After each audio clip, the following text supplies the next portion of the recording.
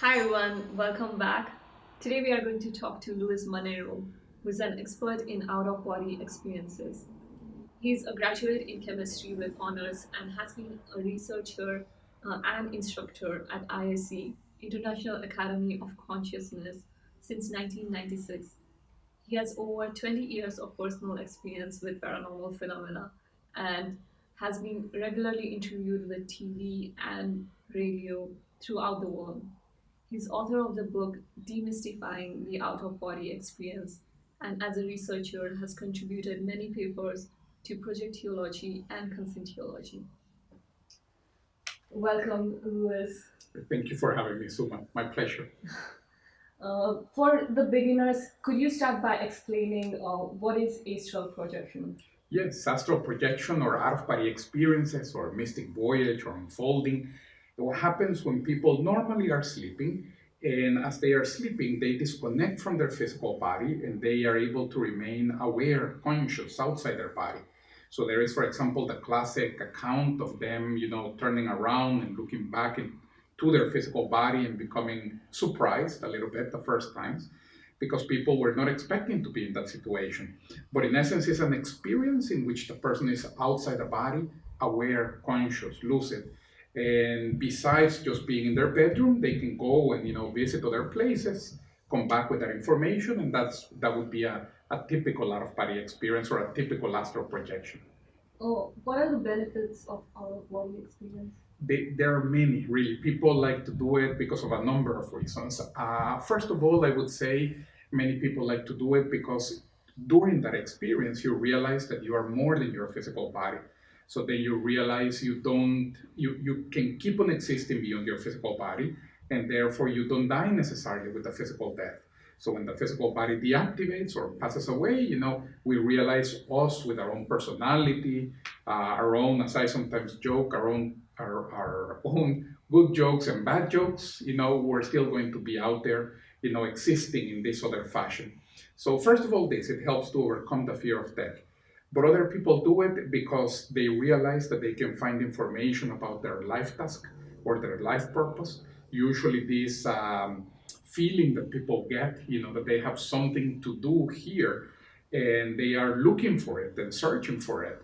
And what you observe when you have out of body experiences is that a lot of people, while they are outside their body, or before actually being born, they plan these main projects and these main tasks. And then, of course, once you have an out of body experience, you can gather information that's going to help you to understand what was it that you wanted to do here. So the life task is another very big thing. Other people do it because they want to contact these more evolved beings, benign beings that have received so many names, right? Just to give them a more generic name, let me call them the spirit guides. So certainly you can do that in the out-of-body experiences. There are many accounts and reports, of people doing that. And also there are people as well do it because once you are in an out-of-body experience, you can also meet relatives of yours that have already passed away. And many times people are interested precisely in trying to see how they're doing, if they're okay, if they are in a good place, etc. And this is also something that you can do. In essence, these last ones here that I was mentioning is very similar to when people have near-death experiences. And they also describe exactly the same thing because they have the component of the out-of-body experience, right? In that case, it was a little bit more forced, but they end up having similar experiences. Can you share some of your personal out-of-body experience? Sure. I don't know where to begin because I've had many. Actually, my first one was when I was 12. And since then, I've had many, many, many. But let me actually even talk about the first one, which is very much related to computers and programming.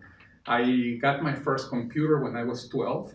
And at that time, they didn't have a hard disk or anything, but it had just this basic programming language and the most basic of them all, very rudimentary, very, very old. So I had the habit of coming from school, thinking about what I was going to program in the computer. And because it didn't have a hard disk, I would spend, and I couldn't record the program, I would spend, first of all, some 20 minutes before turning it on, thinking about what I wanted to program and play with. So that on that specific day, I became sleepy.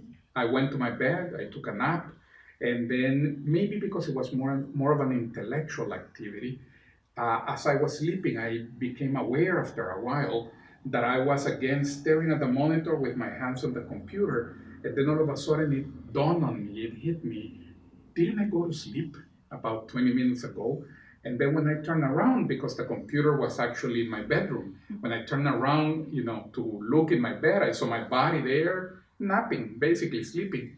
And it surprised me a little bit. This brought, my body immediately back into the physical body. And I woke up immediately. I didn't become scared. It was just a surprise, really. I was startled by that. I really wasn't expecting it. But it was very clear in my mind that I was outside my body. I didn't have a name. I couldn't at that moment. I didn't know the names astral projection or out of body experience or unfolding or mystic voyage. None of that. I just remember I woke up and I was thinking, wait a second, I know I was there, but I was here, but I was there, but I was here. And honestly, I didn't understand what had happened. Because I was 12, probably at that moment, somebody called me to go play baseball or something, and I completely forgot about that until I had another one, maybe like a year later. They weren't too frequent at the beginning, but then afterwards, the frequency of them started to increase, especially once I started to read more about out of body experiences, techniques and accounts from other people. And I started practicing it a little bit more regularly when I was in college. And then now, in terms of my experiences, I've had experiences in other dimensions. This is always a very interesting topic with other people. These are very interesting. I certainly would suggest to beginners, to try to have these types of experiences where two people leave the body, two physical individuals leave the body, and you meet outside the body, and you have a common shared experience. And this is interesting because it takes away the subjectivity of the experience. It's no longer just your experience, like a dream that is always going to be only ours, but it's actually something that we are sharing with somebody else, and then there is confirmation. So those experiences are also very interesting. So those types of experiences as well, experiences of flying around, experiences of meeting relatives that have already passed away, the spirit guide, as I was mentioning, going to higher dimensions, and also dimensions that are a little less developed, let's put it that way. Also, those are interesting. So really, after a while, you start to accumulate a wealth of experiences that changes the way you see life, the way you see reality, I should say. Does it look a lot more malleable after you have that experience? Well, you mean the non-physical reality or the physical life? After you have that experience, does the physical life start looking a lot more malleable? More malleable, yeah, to a certain extent, meaning you have a different perspective on what is it that you want to accomplish, what is it that you want to do. And then maybe more malleable in the sense that, in our cultures, especially in Western cultures, we have like a certain track for life. So we should study, we should graduate, we should get a good job, we should hopefully find somebody to love, and they're going to love us back, and have children and have a family, and concern ourselves with retirement and with our FICO score, all of these financial goals. And nothing wrong with that track on life, of course. It's just at the moment that you realize that you are more than the physical body, and that there's a much larger reality, and really your physical life is just a percentage of what you are, a small fraction of that. You realize that there are bigger goals than just simply, the life track that cultures have put in front of us. You get lost into that. You actually, I would say, you don't get lost into that, so you don't try to follow that as much. Meaning, obviously, I still worry about my retirement and my FICO score and all of this, but those concerns are not the center stage of my life. They are just an aside, like for example, I try to remember to pay the electricity bill every month. Great, but that is not my main objective in life. So it's just something that I know I need to do to keep this life going, to be able to reach other goals that are greater or higher. And when you are in that not physical experience, what does it look like? Does it look? I've never had an out of body experience, Right. so I'm wondering: is it that you're flying, or the physical world, or is it a different reality? You can be in different dimensions. Most of the experiences, I would say at the beginning, they probably happen more in the equivalent of this physical reality. So when you are out, yes, you're flying, and you are usually most people at the beginning they see, for example, their bedroom. So you're going to see your night table, your things. You go through a few walls, and you can see your living room. You can see the kitchen. You can see whether you left a cup of water, there on top of the sink and things like this. So you recognize the environment fairly well. The perceptions are a little bit more sharp, I would say, or different. So, for example, you probably have heard or have already had guests that they mention that they have clairvoyance and that they can see the aura of people or the energies that people emanate. When you're outside the body, that is the normal, to be able to see the auras and the energies that people emanate. But besides that, you also can see the auras of everything. The plant, the object, the pet, the cat, the dog that we have. So the perception outside the body is more geared towards seeing more the energetic or biofield or vital energies, of different objects.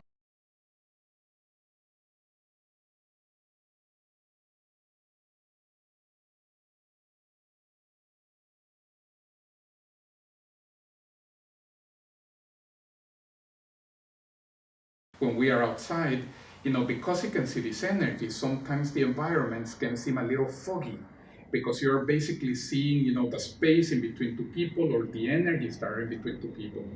And those energies can seem a little brighter or they sometimes can seem a little darker. And then the entire environment seems a little like foggy sometimes. But once you're outside for example, your house, you can see the tree, you can see everything really. And that's the physical reality. You can certainly have a lot of experiences in that reality, and there's a lot to explore just in the physical reality. Going underwater, flying over the Grand Canyon. Really, there are so many things there to do. And when you are in a different dimension, how does it look like? Yes, so the different dimensions, they can vary quite a bit. They vary in the sense that some of them look a little bit more like the physical reality, in the sense that there are, for example, streets and houses and structures and people going about their businesses. Um, Basically, like the physical reality, if all of a sudden we were put, I don't know, in New York or, in any city, really doesn't have to be a big city, but, it can be a smaller city. You basically, if you stand around in a corner, you're going to see people going about their businesses, moving around, trying to get to some places, rushing because of something, etc. Now, but there are other dimensions in which the realities start to become, for us, for a physical reality and for what we are used to, they start to become a little bit more abstract because there are less structures. So, for example, the buildings start to disappear. So there are dimensions in which basically there are much less buildings. The roads start to disappear. Even there are some dimensions, for example, just to try to give here an element of comparison, in which you realize that there is no ground in that dimension. And because there is no ground, nobody's standing on top of anything. We are here very much conditioned to ground because there is this concept of gravity in the physical reality, and then we are always on top of something and we build everything on top of something. But in those dimensions, this concept of gravity doesn't quite make sense or doesn't quite exist. Hard for me to give a very accurate physical, in the sense of physics description.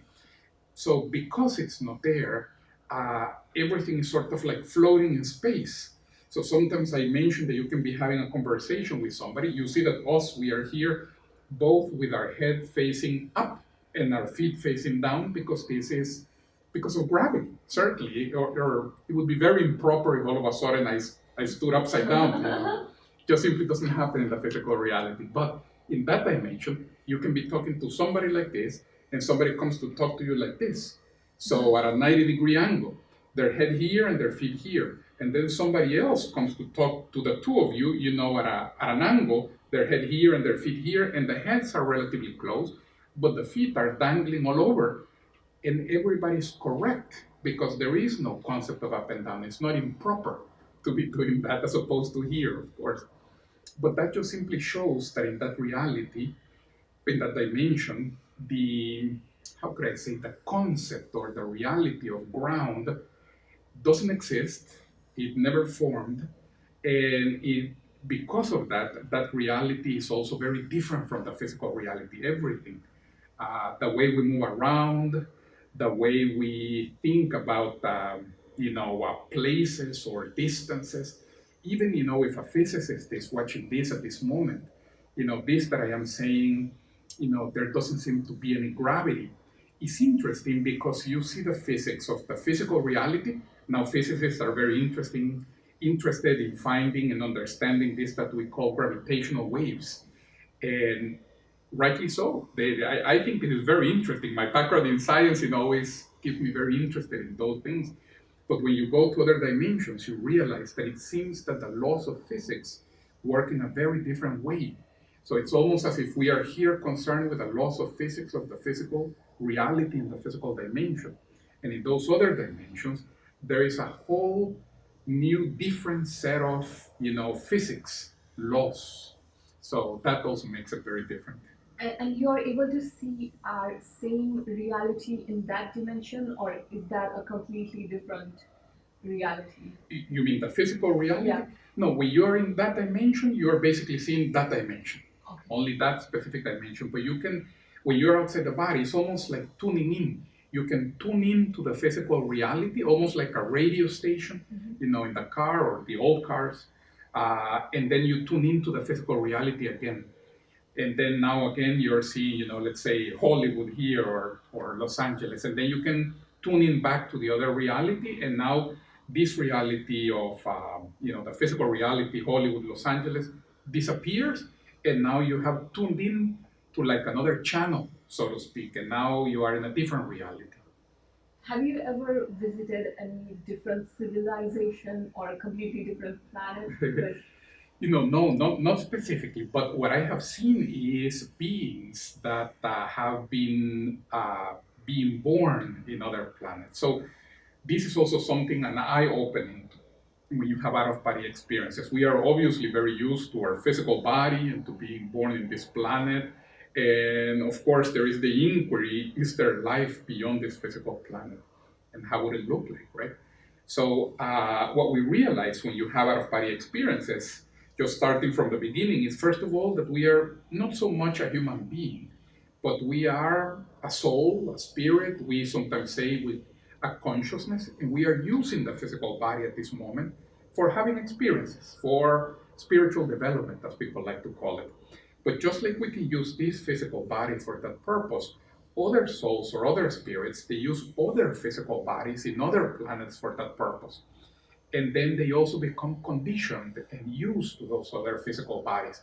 So when they have out-of-body experiences or when they pass away, their astral body looks like that other body from that other planet, just like ours, looks like this one here. So for example, if us both were to leave the body right now, something interesting, I always mention this because it's a good example of conditioning of habits. If we were both to leave our body right now, you would see me with glasses. Not because my astral body needs a lens to help them correct the light. It doesn't. This is just my weak genetics. But it's more than anything because my habit is I look like this. I wear my glasses all the time. I wore them since my first days in college, and I actually like wearing them. So this is my appearance. If you see me outside the body, you see me like this. And then other people also become conditioned to their appearance. So you find them outside the body, and then you see different shapes. Obviously, they don't speak the same physical languages that we speak, so we communicate more telepathically with those individuals. They sometimes look a little humanoid in the sense that they have, for example, 4 limbs or 4 extremities, a head and a trunk, but sometimes not. Sometimes it's a little bit different. So you know that they are there. Usually, I would say, so that people don't get the wrong idea. When you have out of body experiences here, On most of the out-of-body experiences, you're going to find people who were born here in the physical reality. So you find human beings or who look human or terrestrial, I should say better. And that is mainly because we are sort of like in the neighborhood of planet Earth. But if you start to venture a little bit outwards, now you are in other neighborhoods. Yeah. But also some of them also sometimes venture into this neighborhood and then you see them. Nothing to it. I don't wanna, give the idea that they are like many times certain currents and certain philosophies, they think that all of the ones that come from other planets, they are more evolved. This is not the case. Or they are less evolved. This is not the case. Like our different groups here in planet Earth, in every group, there are very good people. There are some people that are not as good, right? And it's everything, reality seems to be a lot more complex. It's very hard just to say one group is like this and to box them into a specific label. That usually when we do that, usually we lose the accuracy in the description. That's usually not the case. And what are the types of beings from other? There are, different types. For example, sometimes classifying them is difficult. But for example, there are some that they seem like they live in this planet where the medium, I don't want to say it's water, but it's some type of liquid. And they seem to be almost like amphibians, and because they seem to be able to breathe inside this liquid. Again, I don't want to call it water. Already calling it water would be an assumption, right, of our ideas. But and they seem to consume food or the nutrients that they need, almost like through their skin as they are in this environment. And I say this because one of them, I remember, this must have been already like 20 years ago. This account of how one of them was watching us eat, and it was a type of an activity where we had a lot of activities during the morning, and then lunch was a little late, so everybody was very hungry.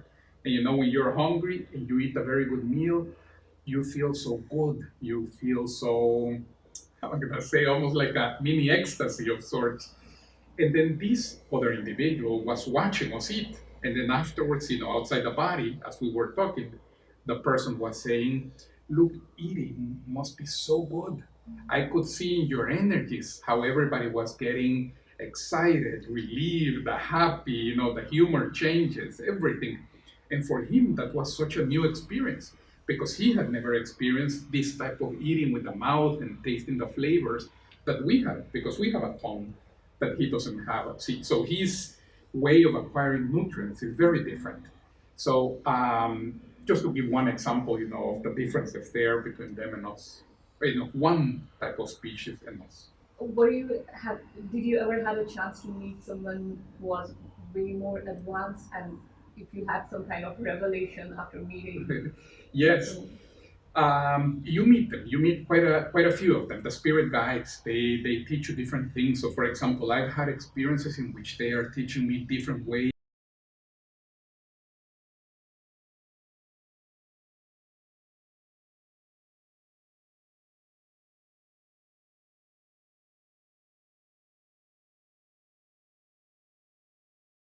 of experiencing energies, and the spirit guide giving me instructions of what to do with my body so as to experience a little bit stronger, for example. Now, usually they tend to be very, I'm going to say, maybe practical might be the better word, in the sense that most of them normally don't don't go too much into heavy philosophy or into a lot of philosophy, but they are much more practical, and then you learn more almost like by doing. So, for example, you leave the body, you see one of them, or you realize that you're in an out-of-body experience in which you are trying to help other people, and then you see the way they conduct themselves, how they are very interested in helping that group of individuals in that projection, how they are very patient, how they are very welcoming with those individuals, even though you here might think, might have a different perspective of that. So of course you try as much I try as much as I can, to emulate those examples and to also try to contribute as much as I can, in that situation. But they usually don't go into trying to tell you what to think. Like, look, we should be like this because of A, B, C, D. Normally they don't. So it's almost as if the lesson is a lot more in the practice, in the doing, so to speak. Yeah.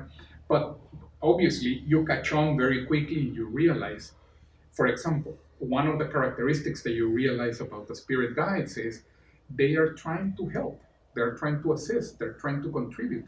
So we start thinking. So, and you realize the more evolved, the more developed the being, the more they are trying to help. So then you start to think, okay, so if that is the case, sometimes many of our philosophies or ideologies of let me try to accumulate more for myself, or let me try to build my business to the point that it becomes a monopoly and I have everything. Is that the right philosophy? Or would it be the best philosophy, the one where I am sharing and contributing with everybody and trying to bring everybody to the table and try to hash out differences and to see how we can proceed, right? So you get those lessons from them again in the practice. Very rarely are they philosophical, and well, not philosophical, but very rarely are they the kind that are going to tell you what to do. They don't. They actually, because there is something interesting about these beings, they respect our free will a lot. So it's almost as if they are saying, and sometimes they communicate this, but also with their actions. Sometimes they're saying, I respect the right that you have to make a mistake and to try to figure it out the best way you can. They don't judge it. They don't judge it. So obviously, where they don't discriminate against, it's almost looks like a parent, that the kid is doing the homework, of math, and if the kid gets a couple of problems wrong, the parent is not going to be upset or is not going to, well, it shouldn't punish them or send them to bed without dinner. No, what usually would be the most constructive thing would be to sit down with the kid and to show them how to do again the problems of math. But it's okay if he makes mistakes once, 7 times, 10 times, because that's how he'll learn. So they're not too concerned with that, and that is interesting because especially in Western cultures, sometimes there is this idea, right, that we need to try to be very perfect, very correct, and certainly we don't want to make mistakes just for the sake of it. But if we make one, that's okay. We learn, we keep on going. How are you able to tell the difference between spirit beings and extraterrestrial beings when you're in that Outside the body, yes. So backtracking a little bit to try to answer properly this question, what happens outside the body is that, as I was saying before, your perceptions are more of an energetic nature. So all of us, because we all have different levels of knowledge, different levels of intention, different levels of sentiments, of processing emotions and everything, which makes us unique, all of us, of course. We add to our energies all of this information. So we add our knowledge, our intentions, all of this we add to our energies. And this is almost, this identifies us much more than our fingerprints or the iris of our eyes or things like this. So when you are outside the body, your astral body can feel or perceive this energetic information coming from each person and can recognize it very well. I sometimes say that outside the body, we can feel the energetic information coming from other people as easy as inside the body we can see each other's shapes and sizes. So if somebody sees me, they see this, man about 180 and about 5'11" in feet and inches, right? And with a mustache and with glasses and everything. And if they see somebody else that doesn't have glasses, for our eyes, it's very obvious that one has glasses and the other one doesn't. So outside the body, the astral body can perceive very well, that we, for example, that somebody is more ethical than somebody who is not ethical. Somebody who likes to contribute more to assistance from somebody who is trying to think only about themselves. So these differences are very obvious. I know that inside the body, this seems like an abstract thing, but outside the body, this is something that you can see as easy again, as seeing our heights, for example. So when you're outside the body, the energies of a spirit guide, are very different from the energies of an extraterrestrial person, or the energies, I should say, of a terrestrial being, of a being that has, in their last lives, have been born in this planet, are very different from the energies from somebody of another planet, because they were conditioned to different habits, to different cultures, to different aspects. By the way, like I was saying, in both groups, there are all kinds of individuals. So both in terrestrial and extraterrestrial, there are spirit guides. Both in terrestrials and extraterrestrials, they're neutral people. Both in terrestrials and extraterrestrials, there are some people that, let me put it constructively, are trying to develop their ethics, and at this moment they are not the nicest of people. Yeah, so they're in development. Let me put it in that fashion. So, but you recognize them because of their energies, because of their content in their energies. And apart from energy, is there also like an physical expression to them? Yes. So there is. So this is why I was saying, when I am outside my body, you will see me with glasses. You will see my appearance and everything. So if we both were to leave the body and you saw me, you would realize this is Louis. Great. And you would be right. But what happens outside the body, just to add this layer of complexity, is that outside the body, the appearance that we are presenting, we can change it. So I can change myself, nothing that is that difficult, by the way. Almost anybody that gets a little bit of experience outside the body can do this. So I can be outside my body and I can transfigure myself to look, for example, like one of my sisters. So this woman that is shorter, smiles more than me, is prettier than me, certainly long hair and everything, great. So if I were outside my body and I transfigured myself to look like my sister, and you left your body and you came and saw this image, you would realize that that is not my image. But you would also, because you are outside the body, and if you have awareness, you can read the energies well. Upon seeing this woman, you would realize this is Louis. And it would be so clear to you, like right now it is clear to you that I wear glasses, because that body can perceive those differences. Yeah. You can wear different costumes, kind of. Exactly. It would be like here inside the body, I can transfigure myself in Halloween, to look like, I don't know, like a big bunny. But, it's still me. And we realize that it's a costume. So more or less along the same lines. My next question for you is, if you could share some of the basic techniques on how to have an out-of-body experience. Yes. I think that some of the basic ones probably start by the control of this biofield or energetic body or vital energies, chi, prana. Really, there are a lot of different techniques, for at least exercising them.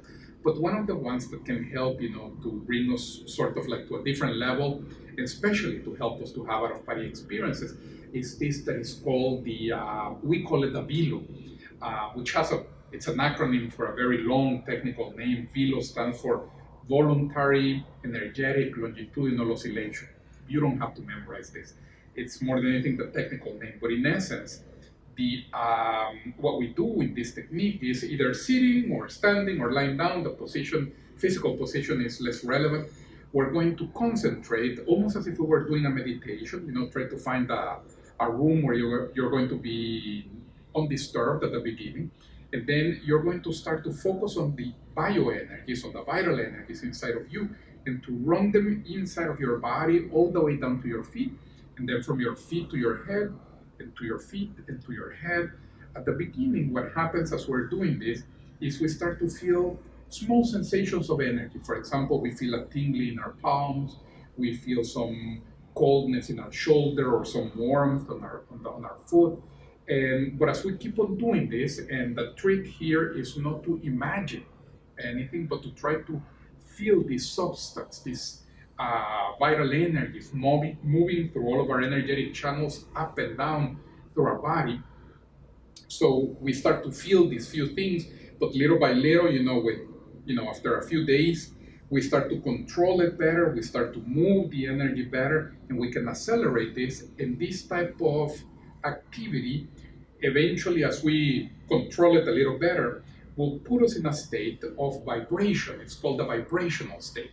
And many people, when they have, probably many of the viewers, when they have had out of body experiences, they have described or they have felt in the middle of the night how they're woken up with these strange vibrations. And from these vibrations, they end up having an out of body experience. So the velo, this movement of up and down, moving the energy up and down, induces the vibrations that promote the out-of-body experience.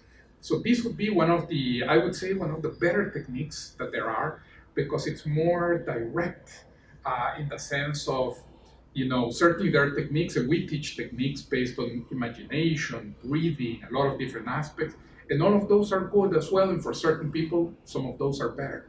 But this one of energies is so basic and so necessary, I would say, that sometimes it produces better results for people. We have a colleague of ours at the IAC, her name is Nancy Trivelato.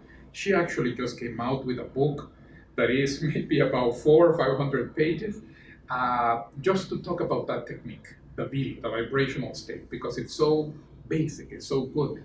Besides for out-of-body experiences, arriving at this vibratory condition, moving the energies up and down, helps people for good health, for energetic self-defense, for thinking clearly, for improving concentration. So it has a lot of different benefits, almost like meditation or yoga, that have so many positive benefits.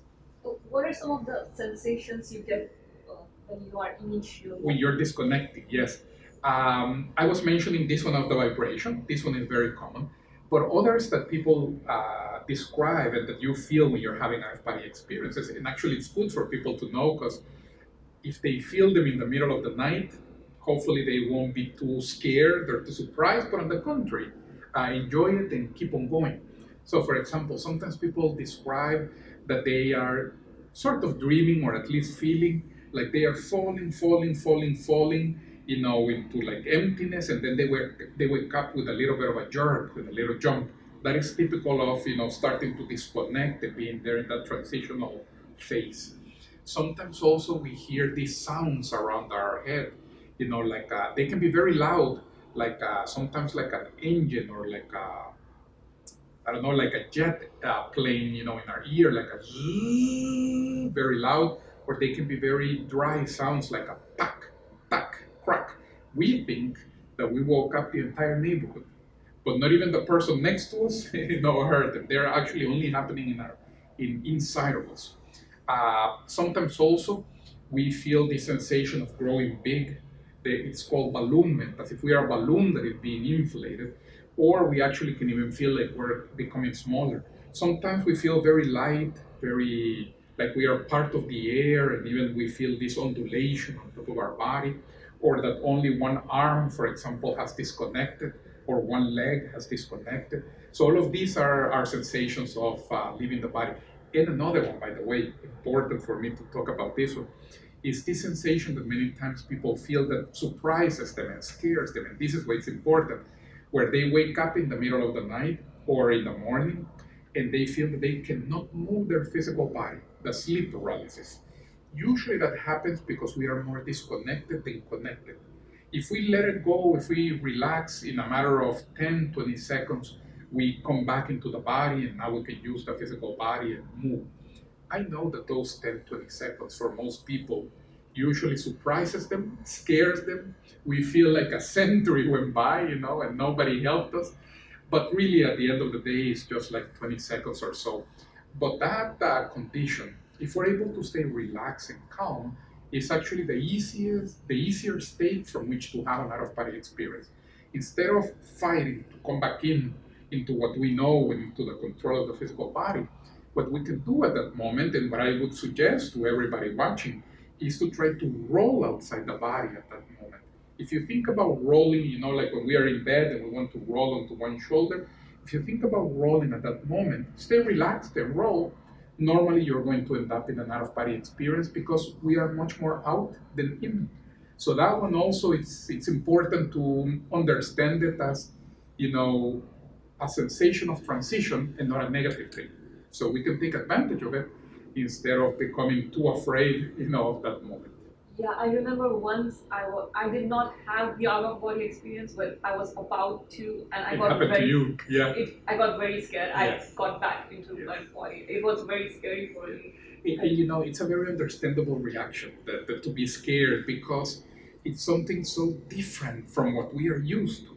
You see there the power of conditioning, right? We're very used to this body. We're very used to the weight of this body. We even start to feel a little bad if we gain a little bit of weight, you know, beyond our normal. So we're very used to our body. So the moment that we start to be in a different condition from it, then yeah, it surprises us, it scares us. We don't really know, you know, how to interpret that. And on top of that, of course, we are feeling that, and most people have not heard about our body experiences, so they think, what is happening? You know, this is scary sometimes. It doesn't have to be. Let me say it doesn't have to be. You're not going crazy if you have this. And one other experience I had was it was more like a semi-dream experience, where I felt like I was out of body, but I was able to go through the walls. Yes. And Yes. there were some sounds which were Sounds, yeah, which were very different from, like, it was almost like binaural beats kind of. But was it like a machine, like a zzz, or was it like a bling, bling? I don't know. It was somewhere in between, but it felt like it's coming from a different direction than Yes. your regular sounds you hear. Yes. And I was not able to see myself out of body. It was more like a dream where Yes. you go. I don't know, would that count as out of body? It could be. It's very hard for somebody else to say, you know, if the person had an out of body experience, but it sounds like it was, you know, because of what you're telling me. Now, what happens many times is that there are a few things to the out of body experience. One is the process of coming out, of course, and that's why we're talking about the sensations and the technique to come out. But the other thing is, once we are outside the body, the level of awareness can vary. Sometimes we can be at a level of awareness that is exactly the one we have right now. So we are very clear, we are very sharp. We remember what we ate for breakfast this morning. We remember our Facebook password, for example. And at other moments, we are outside the body at a level of awareness that is more equivalent to when we are dreaming. Yes. And then, for example, yes, when we are dreaming, we don't remember our Facebook password. We don't remember our phone number. So we are outside the body, but our level of awareness is not as high. And really, this is actually the main key towards the out-of-body experiences. Not so much the leaving the body, that is actually not that difficult, but it's more the recovering the awareness once we are out. Because in that, we recover easier also by doing this motion of the velo that I was mentioning. So at that moment, and people who are watching us, if you happen to be in a lucid dream or in an experience in which you're not sure whether it's an OBE or out-of-body experience or a dream, try at that moment, think at that moment to start running your energies up and down. Normally, because we are disconnected from the body, running the energies up and down is easier. Doing the velo is easier. There is less friction from the body, less friction. You know, it stops us less. So this is more effective, and we increase our awareness quickly. So this is, by the way, another way of having out-of-body experiences. We are in the middle of a lucid dream, and if we give the command at that moment, let me start moving my energies up and down, the images usually fade away of the dream, and you end up, you know, in your bedroom or close to a wall or already outside your apartment. But now you're clear, you are aware. So it's very common for people to have those experiences in which is in between the dream and the real OBE. Very common. And for your astral body, is that a lot more permeable than your physical body? Are you able, when you touch someone, when you have out of body experience, are you able to, like? Well, depending on who that someone is, if it is a physical being, sometimes it seems that you go through them. You go through anything that is physical. But when you are outside the body, if again somebody else leaves the body, let's say you leave the body, I am outside the body, we can shake hands many times and then you can touch the other person. You can feel that there is mass, just like you can do that with yourself. For example, you can grab with one hand of your astral body, your other hand, and you can touch yourself and you realize that there is substance there, that there is something that stops you from fully going through your own body. Yeah. So, but there is also a dimension where it's not like that. You can. Usually, if you are in the same dimension, you can feel the other individuals. Now, what happens sometimes, and maybe the best way to explain it is, sometimes it seems that you are in certain dimensions, and the two people there are almost like, let me use this concept of physics, like out of phase, and then it seems like you go through certain people because they are like not in sync with you or out of phase in regards to you, and then you don't really grab them. But most of the times you will, and certainly most of the times you will grab yourself because you are always in phase with yourself. And do you sometimes are you able to affect like physical reality when you're out of body? It is possible. Yes, it is possible. Not the easy thing to do. Let me. This is important for people to understand the difference between what is possible and what is likely. So, for example, I always give this example in classes. It is possible for the human body to run 100 meters under 10 seconds because Olympic athletes do it, right? The good ones, of course. Now, how likely is it that I am going to do it and that other people are going to do it? Not that likely. So the fact that something is possible doesn't mean that it's easy or likely. Now, doing this outside the body, trying to make an effect on the physical reality, requires a lot of dense energy. And normally, the accumulating of this dense energy that many people call of ectoplasm, this type of dense energy, is something that takes a lot of development, a lot of skill to do. Not impossible, again, certainly not impossible, but it just simply takes a lot of skill. So sometimes we in our classes, we even tell people as an exercise, to go to the light switch on their wall and when you're outside the body, and to try to densify the tip of your finger to try to turn the light on or off, especially when you have this plate, on your wall, right, the switch. So you can, press the switch, try to feel it dense, press the switch, and then the lights come on. That way, when you come back to the body, there's a very clear evidence that you were successful. But also, I always joke with the students, don't spend all of your out-of-body experiences there poking the wall, trying to see if it's going to work, because there are more interesting things to do. So, of course, try it. Then, if it doesn't work, have 5 years of out-of-body experiences where you grew, you develop more. After 5 years, come back, try it again. If it still doesn't work, no problem. Go and do another 5 years of out-of-body experiences, and then you come back. So it's a development process. And what are the ethics involved with the information that you access when you're out of body? Yes, important question. Very good question. What happens is when you're outside the body, I know ethics, just like we were saying before, some concepts here in the physical reality that for us are abstract.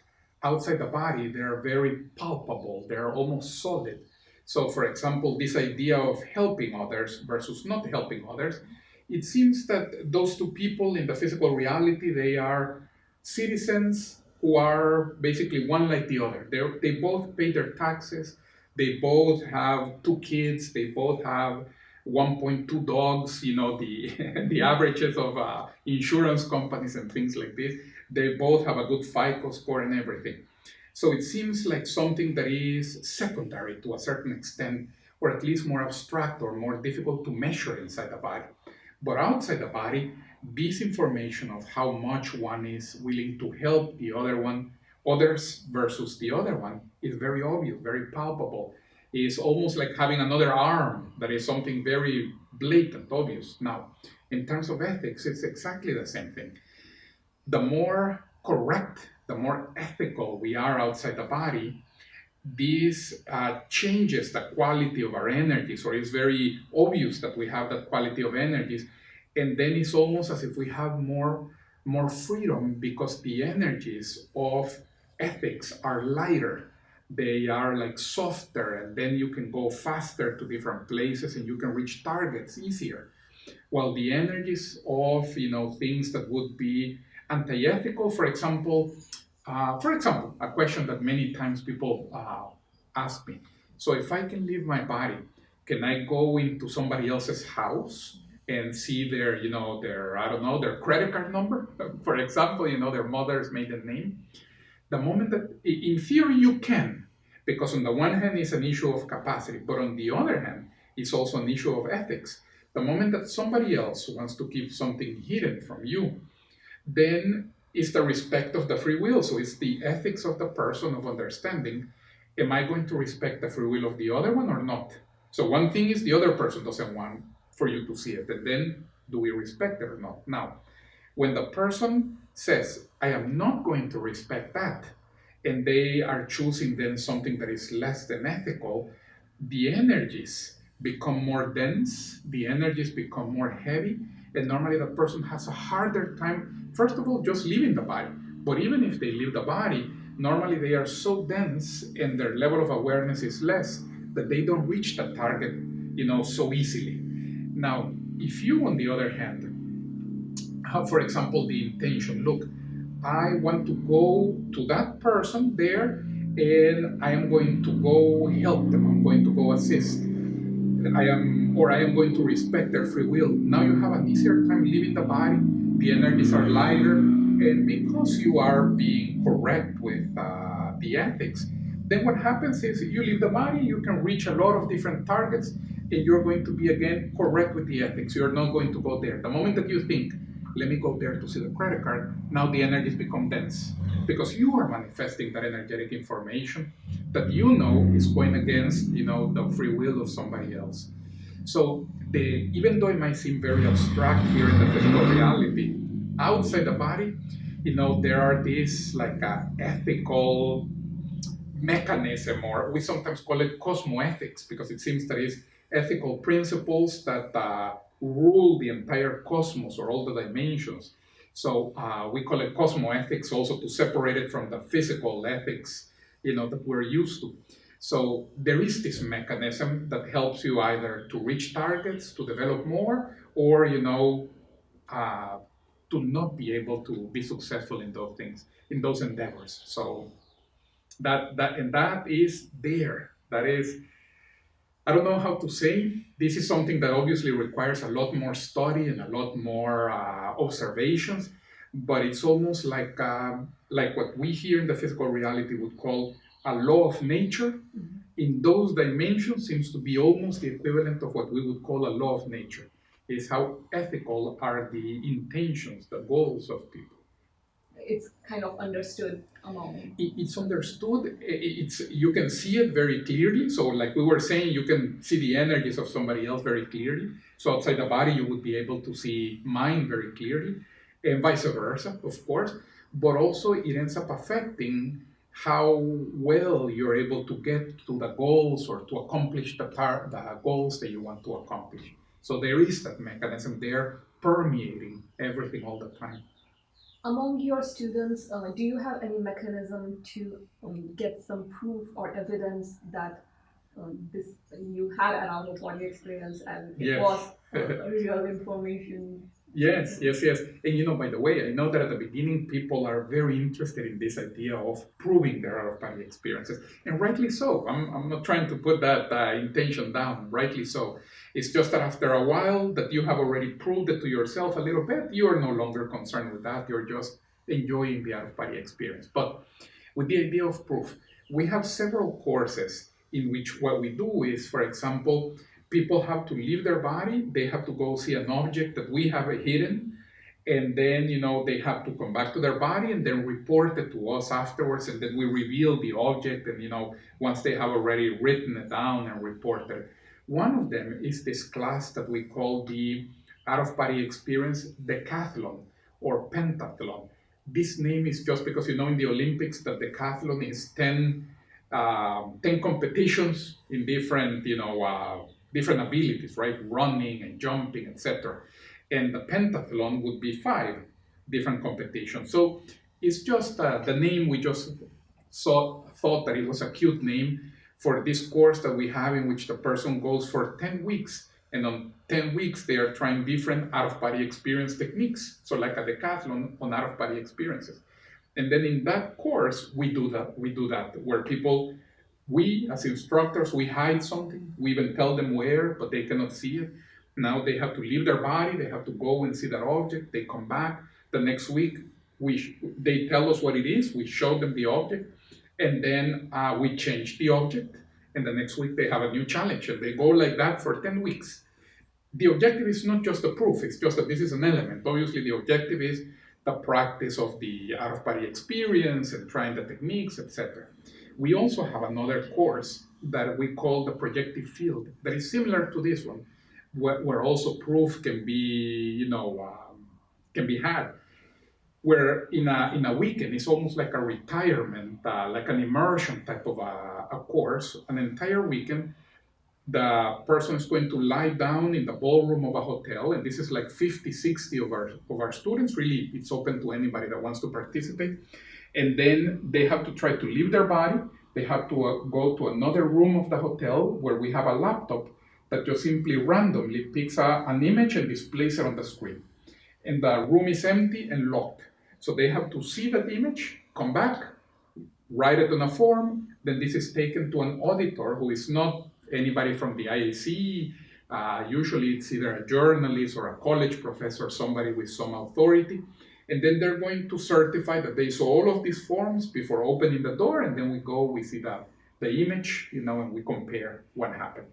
We actually just had this event in Miami last week. This is something that was designed by a couple of researchers of the IAC, Wagner Legretti and Nancy Trivelato. And now in Miami, we had a lot of hits. It was interesting to see how many people saw, sometimes part of the image, sometimes the full image, but enough for you to realize this is a hit. And this is, ends up providing conventional data, conventional proof as well, of the reality or the objectivity of the out-of-body experiences. How long does it normally take for someone to have an out-of-body experience? Is it hours or days? It's a matter of practice. I would say most people, if they practice regularly, and by regularly I mean maybe a few times a week, 3, 4 times a week, normally I would say it takes about a couple of months before the person has their first out-of-body experience, as an average. We have had students that they do it sometimes in the second week or in the first week, but I don't want to give the idea that this is the average. And sometimes others take a little bit longer, of course, but it's just more than anything a matter of practice. What we see basically is that it seems everybody can have or can learn to have out-of-body experiences. This is not something just for some gifted individuals or special individuals. No, everybody can have it. Yes, there are people who are predisposed towards that. Just like some of our, for example, when we were kids, we had kids who were predisposed toward athletics or math or science or music. But in essence, anybody can learn to play the piano. It might take a little longer, but anybody can do it. So that's motivating to know. yes, that's the case. That's what we have seen. And your book, Demystifying the Out-of-Body Experience, it talks about the concept, I'm not sure if I'm pronouncing this word correctly, morphothosis. Morphothosis, yes. Can you explain what it is? Yes. This is it's an interesting concept. And by the way, something that happens when you leave the body, of course, is that you come across realities that don't exist in the physical reality.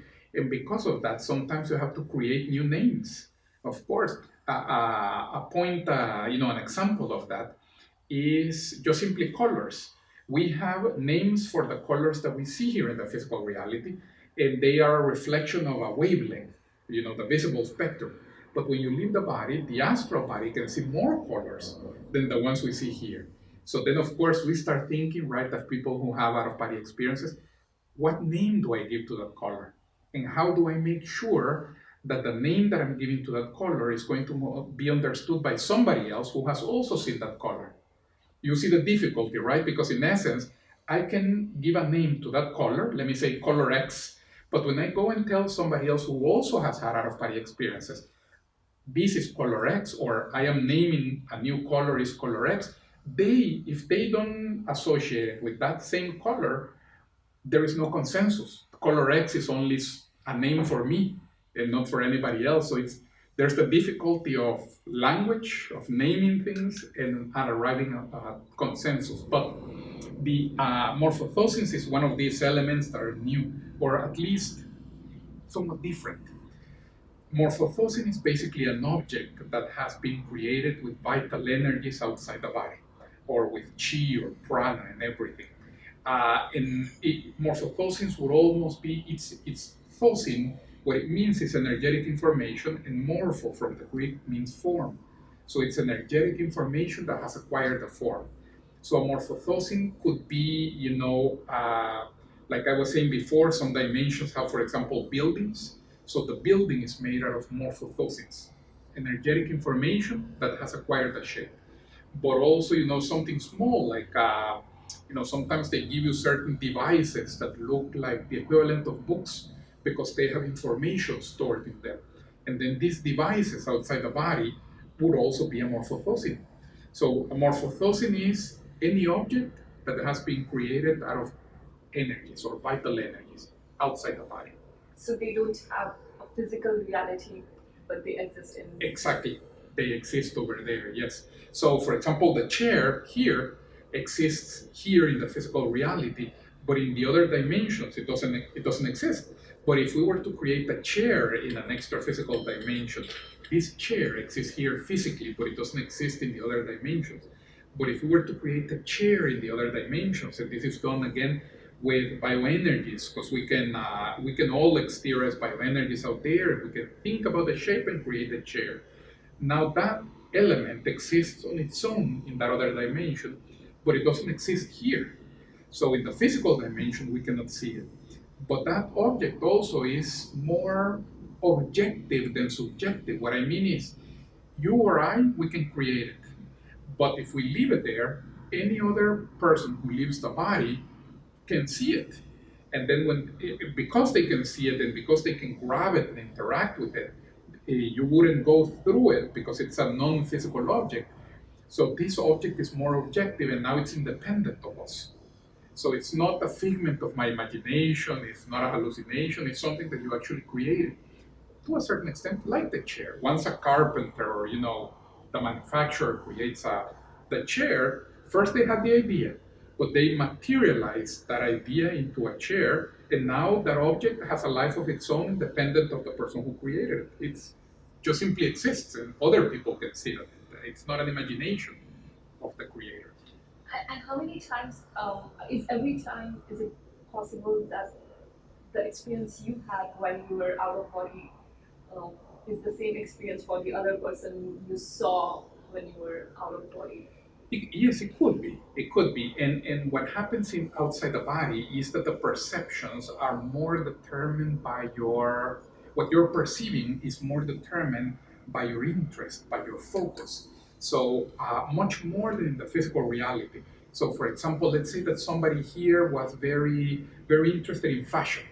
And then they come and they see you or they see me, and then they're going to start to analyze maybe the fabric and the colors, that we picked and everything. But if somebody is not interested in fashion, maybe you ask them a week later, did you notice the suit that he was wearing? And maybe the person can say, no, I hadn't even noticed, because it's not their interest. So this already happens here in the physical reality. But outside the body, this effect is even more acute. You focus a lot more on what interests you, and you sort of like block or not perceive things that don't interest you as much. This is why it's important to have an open mind. And because of this, sometimes people can be looking at the same reality, but the experiences don't match perfectly, but there are differences. Almost like when we go to the movies, and even though we both see the same reality, one of our friends might say this was the best movie because ABCD, and the other one said no, I didn't understand it like that, and actually I disliked the movie quite a bit. That effect is much more pronounced, much more acute outside the body. How do you think? How do you think OBEs help with our soul evolution? Okay, yeah. Well, one of the first things with regards to evolution is, of course, to realize that we are not the physical body. So that seems very basic, but in the day-to-day, sometimes most of our 24-hour day, we are interested in physical life.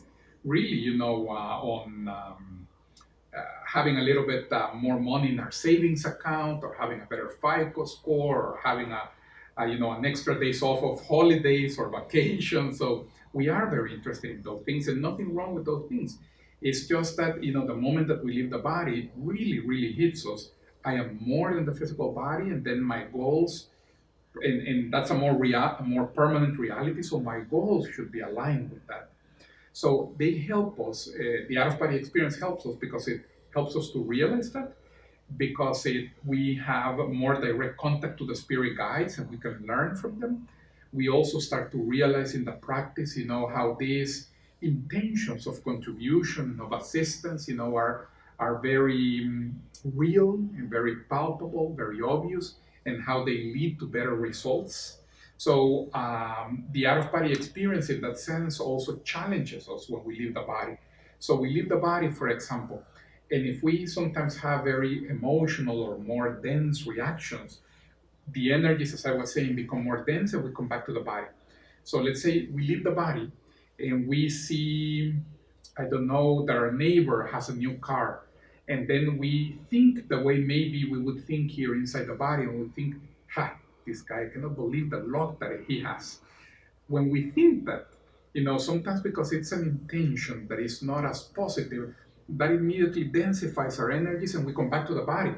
And then afterwards, we're thinking inside the body, again, in a very practical fashion. That intention brings my level of the energies down, and it's not that positive. So why should I have it? If the person actually, wants to have that car, more power to them, live and let live. Why would I need to react to that? Great. Maybe if that's what he wants, then great. Maybe that's not what he wants and he's just fooling himself. But anyway, that's also great. It's his, choice and free will. So those types of experiences helps us to learn, what does it mean to be a better person? What does it mean to, be able to choose better even for ourselves? Could you explain what are the different states of consciousness?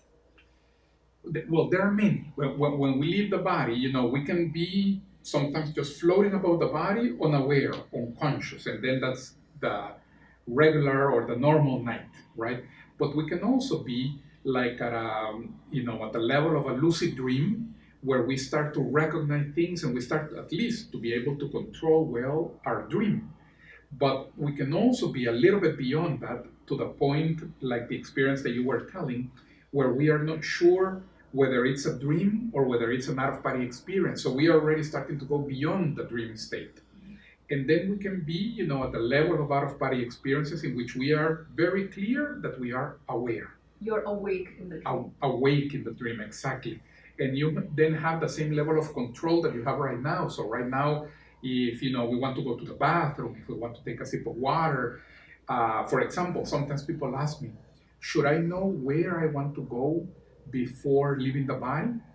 The answer is yes, because of organization, because so that we know where we want to go. But in essence, we don't have to, because we can leave the body and we are aware enough outside the body to think, where do I want to go now? Should I go fly over the Grand Canyon? Should I go visit my spirit guide? Should I go to this dimension? You know what? I think I'm going to go see my sister because it seemed that she was having a problem with X, for example. So you have the ability to think outside the body because you are aware, exactly like right here. Now, and then beyond that, you can be at a level of awareness that is greater than what we have right now in the physical reality. So in that case, this is the experience of expanded awareness or cosmo-consciousness that many times people give those names to it. And that is when we are, when people say, look, for a brief moment, it seemed that I understood the whys of the universe, how everything works, how everything has a purpose and it's organized. So we can also be much more aware than what we are here. And that's also an interesting experience in and of itself. Also, by the way, relating it to evolution, we realize that part of, when we have all of these out-of-body experiences, part of the, what I say, learning is precisely to every time be more aware, developed, and be able to reach higher levels of consciousness, not just in the out-of-body experience, but as we have them in the out-of-body experience, we can also start to have them here. So our perspective is wider and broader, more universal, instead of, more boxed in and a smaller perspective, more narrow, right? So that as well, the out-of-body experience helps us with that. Once you come back to the body after out-of-body experience, do you feel like tired that you didn't have sleep all night, or it's... No, you don't. Actually, it's the opposite. As we are outside the body normally, because the astral body gets to absorb a lot of vital energies. When we come back to the body, normally you feel more rested. You actually normally end up sleeping less that night, a little bit less. By less, I mean you need to sleep maybe a half an hour or an hour less, to give an idea. And normally, how long are you out of body? Normally, the experience, if you measure it on the night table, on your alarm clock on the night table, probably it's about 15 to 20 minutes, physical time. And I say that because sometimes you're outside the body and you feel that you were out an hour outside the body, but you come back and only 15 minutes went by your alarm clock. So time doesn't have the same meaning outside the body. Thank you so much for sharing this, Louis. I feel like this experience kind of opens up you to a new dimension, like a wider dimension, and breaks down some of your mental limitations. It does. It certainly does. And thank you, of course. Actually, the title of my book at the beginning, I wanted for it to be outside the body, outside the box, like thinking outside the box. Because really, when we are outside the body, seems to be one of the first moments in which we're truly thinking outside the box, right? So yes, and another thing just to add, this is something that anybody can learn. So by all means, interested individuals are more than welcome to come to the classes. That's really good to know, because I used to think that it's probably only few of us have the natural ability or skill to do that. Yeah. But it's motivating to know that anyone can learn this skill. Indeed. And again, some people have predispositions, but anybody can learn it. We have seen that, already with thousands and thousands of people who have taken our classes. For our audience, can you share your website link where they can find it? Sure. Probably the easiest one that will take you faster to, first of all, to information about the book, but especially information about the classes, it would be www.learnobes.com. So learnobes.com. And then on the left menu, you can see there the CDs and all the classes that we offer. I greatly value your time and sharing this deep knowledge with us. My pleasure, Suma. Hopefully we can do it again. Yes, more to come. Indeed. Thank you for watching, and if you want to find out more about this channel, go to infinitebeingtv.com, and as Louis said, his website is learnobes.com. I will see you soon, and please leave your comments and feedback. Thank you.